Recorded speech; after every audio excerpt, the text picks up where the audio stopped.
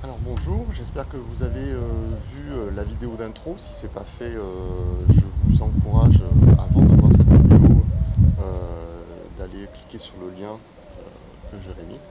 Euh, donc cette première leçon, elle va être sur la poussée du bras d'arc. La poussée du bras d'arc qui est relativement importante, je dirais que c'est même le plus important sur ce type d'arc, c'est-à-dire qu'elle représente facilement 90% du boulot.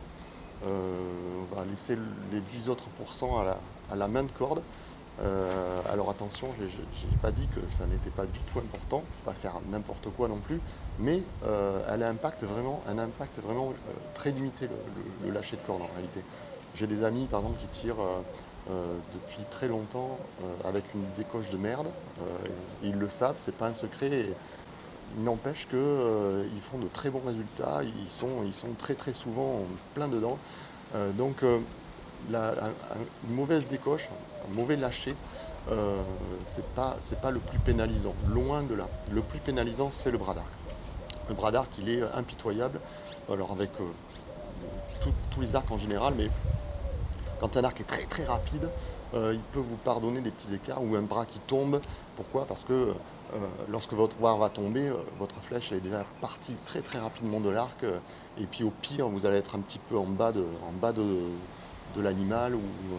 Voilà, c'est pas très très grave. Vous allez sûrement éviter pas mal de paille. Alors qu'avec ça, si vous lâchez le bras, vous allez sûrement aller chercher votre flèche enterrée sous une épaisse herbe sous la cible. Voilà, donc c'est très très important euh, le bras d'arc sur ces arcs-là. Alors comment on procède pour tirer, pour avoir quelque chose qui tient la route, on va dire. Il faut savoir que l'alignement de l'épaule, ça c'est pour beaucoup d'arcs, c'est la même chose, hein, c'est-à-dire qu'il ne faut pas être ouvert, il ne faut pas être trop fermé bien sûr, mais il faut trouver vraiment le bon axe. Euh, voilà. Alors ça c'est quelque chose que l'on sent, donc on a une mobilité hein, forcément, euh, grâce voilà, au clavicule. Donc on se met bien dans l'axe, on sait que l'on va pousser devant, donc on ne va pas se mettre là, on ne va pas se mettre là. On va se mettre bien dans l'axe. Donc ça c'est l'épaule, mais c'est une règle générale. On dit aussi qu'il faut avoir l'épaule basse, alors c'est vrai, mais il ne faut pas se forcer à avoir l'épaule basse, parce que forcément on va commencer à tirer, on va traumatiser un peu les tendons et ça peut créer des traumatismes plus tard, donc c'est pas bon. Il faut aussi faire très attention, et ça on n'y pense pas, souvent au fur et à mesure du parcours on avance, et puis il y a une crispation qui se met en place des trapèzes, parce qu'on est tout le temps en train de tirer sur le dos, ça. Donc au fur et à mesure on a voilà, une ceinture qui monte comme ça, qui se contracte à cause des trapèzes, et donc il faut penser à relâcher ça. Alors s'il faut, à chaque cible, moi souvent je le fais, je me mets à la cible, et une des premières choses que je fais, c'est vraiment essayer de relâcher, quoi.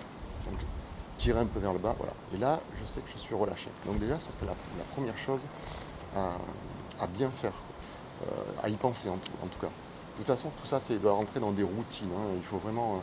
Alors, pourquoi ce bras d'arc tombe? Eh bien notre cerveau, en fait, à force de tirer, on a des automatismes qui se mettent en place, et donc on n'analyse plus nos phases de tir. C'est-à-dire que quand on apprend, c'est très bien, parce qu'en réalité, on apprend, il faut que je fasse ça, faut que je fasse ça, après c'est ça, après c'est ça. Du coup, toutes ces phases-là sont au fur et à mesure acquises, mais elles exigent un temps. Euh, et ce temps-là, il est bénéfique en fait, pour s'appliquer au tir.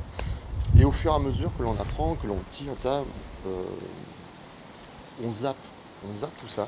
Et c'est-à-dire qu'en fait, notre cerveau est fait pour optimiser, c'est-à-dire d'aller de plus en plus vite sur les tâches. Et une tâche qui devient automatique, euh, lui se dit, il faut que j'automatise la chose pour que ce soit efficace en fait. Donc, qu'est-ce qu'il fait au fur et à mesure? Eh bien, il accélère ces phases-là, jusqu'à aller trop vite. Et le trop vite avec ce type d'arc, le problème c'est que quand, euh, quand on pousse,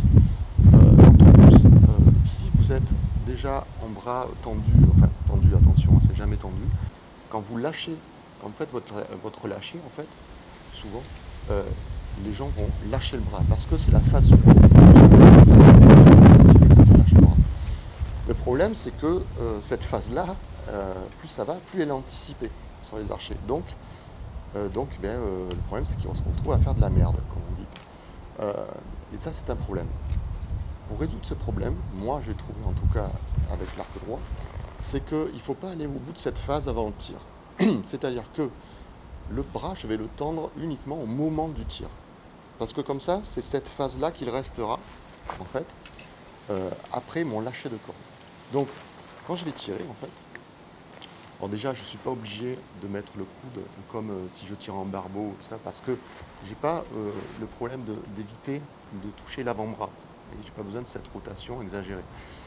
Puisque comme je ne suis pas tendu, je peux laisser mon bras, en gros, voilà, à 30 degrés ou à 45 degrés si vous voulez. Il n'y a pas de problème, je ne vais pas être obligé de faire ça. Alors déjà, c'est plus naturel pour l'épaule, parce que quand on pousse devant, on est mieux à faire comme ça que comme ça, d'accord. Et donc, cette phase-là, si j'exagère en fait, il faudrait tirer comme ça.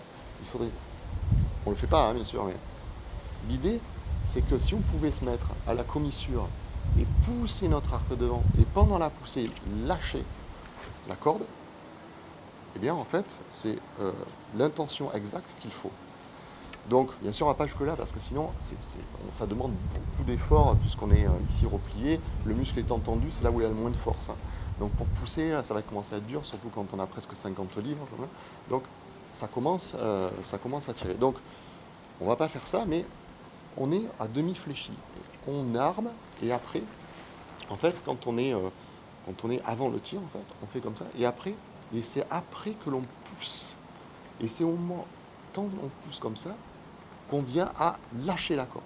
Parce qu'on continue à ouvrir. On continue à ouvrir ce côté-là. Je ne parle pas de ce côté-là, encore une fois, sur cette vidéo. Mais on continue à ouvrir. On continue à ouvrir. Et au moment où on lâche, en fait, le bras, il n'est pas tendu. Et comme il n'est pas tendu, il a encore ce réflexe, cette élasticité tendineuse, qui fait que de toute façon, même si on a l'intention de baisser le bras après, il va y avoir ce réflexe qui va se faire avant. C'est-à-dire comment on va lâcher, il va pousser vers l'avant. Donc votre arc, il va partir vers l'avant. Et c'est le mouvement qu'il lui faut. C'est-à-dire qu'il faut qu'il parte vers la cible. Donc c'est comme si on tirait plus avec une fronde ou une catapulte. Il faut vraiment pousser le bras dans la cible. Et donc ça va devenir la phase suivante, en fait, suivante le lâcher. Et du coup, on n'aura plus ce problème de lâcher le bras. Et ça résout beaucoup, beaucoup de problèmes. Sans compter que, je vous ai parlé tout à l'heure des problèmes, entre guillemets, de puissance de ces arcs-là, c'est-à-dire qu'ils sont toute leur puissance au max, et puis après ça dégringole. Et bien justement, dans cette phase-là, c'est-à-dire qu'on pousse, dès qu'on lâche, on a toute la puissance, et comme après, cette puissance-là, elle dégringole très vite, en fait, on rattrape ce manque de vitesse de sortie de l'arc par cette poussée de bras. Parce que la poussée de bras rajoute beaucoup de vitesse et d'inertie à la flèche. Donc, c'est très très important, parce que du coup, avec la même puissance d'arc, je vous garantis que, en réalité, on tire avec des paraboles qui sont plus intéressantes. Donc on arrête de tirer en bas, en haut, en bas, en haut, surtout quand on a des cibles qui sont à plus de 30, à 40 mètres, on commence à avoir des paraboles sérieuses. Donc voilà, cette poussée de bras, elle est très très importante. Donc ça c'est la poussée de bras, je vous le montrerai sur une vidéo où je vais faire une petite volée de flèches. Et nous voilà donc sur la dernière phase sur cette vidéo sur la poussée. Et cette dernière phase, c'est la main, la prise de la poignée et la poussée sur la poignée, qui est vraiment, alors elle est très très très particulière à ce type d'arc. C'est-à-dire que tous les autres arcs, on va pousser d'une certaine façon, on va placer sa main d'une certaine façon. Alors, vous voyez ici, ça, donc je reprends l'hybride, qui est donc, comme je disais, une poignée, ils ont des poignées chasse maintenant, hein.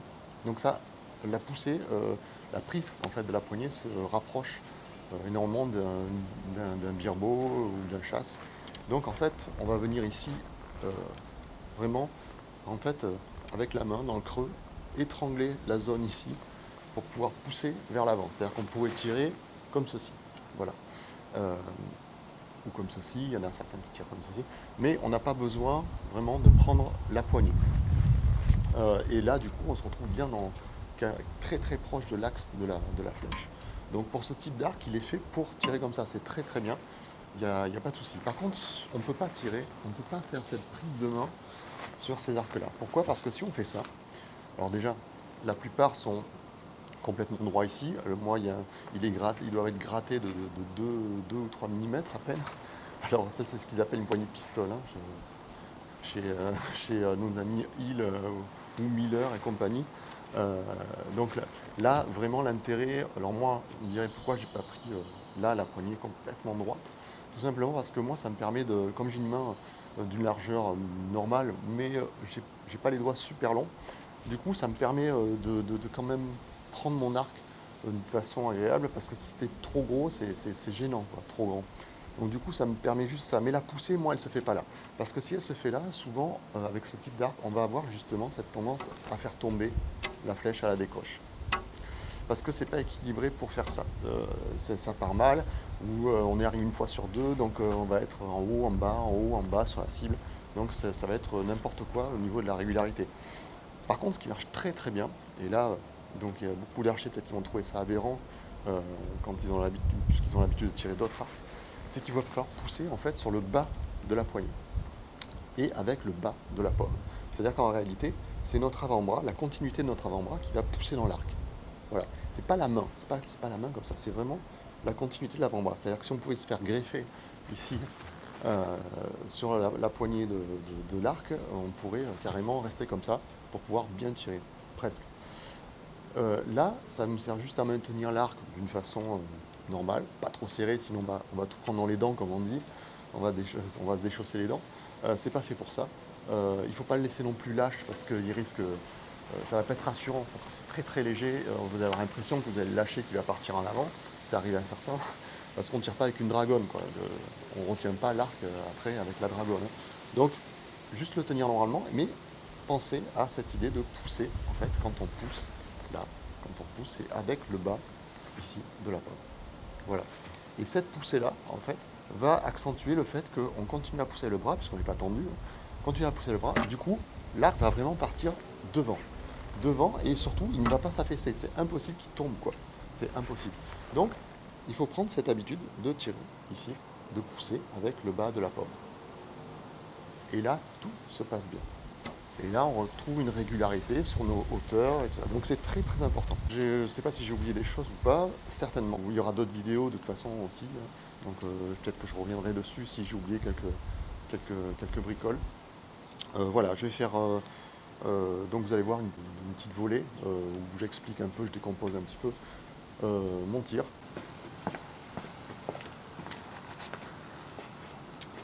Voilà, on se retrouve donc pour une petite volée, on va faire 3-4 flèches, hein. L'idée c'est de bien comprendre cette poussée vers l'avant, ce dont je vous parle. Et donc je vais exagérer le mouvement, je vais sûrement être plus lent.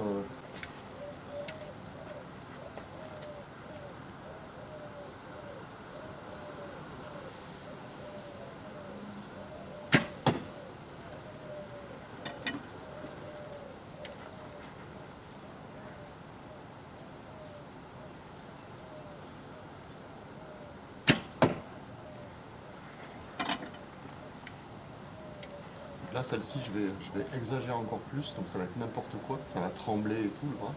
Mais c'est bien pour comprendre l'idée jusqu'au lâcher.